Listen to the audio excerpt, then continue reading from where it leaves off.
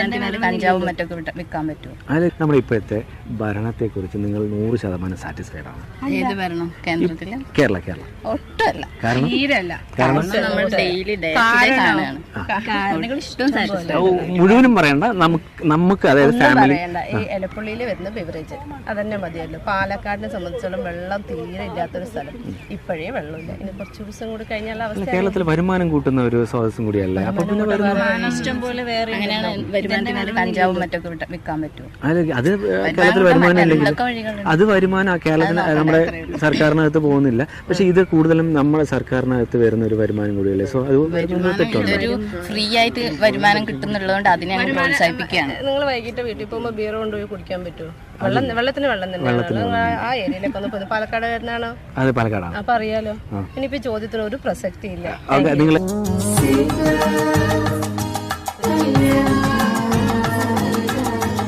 ജനങ്ങളുടെ ഹൃദയം തൊട്ടറിഞ്ഞ സ്ഥാപനം ദൃശ്യ മാർബിൾസ്, വടക്കഞ്ചേരി, ചിറ്റൂർ.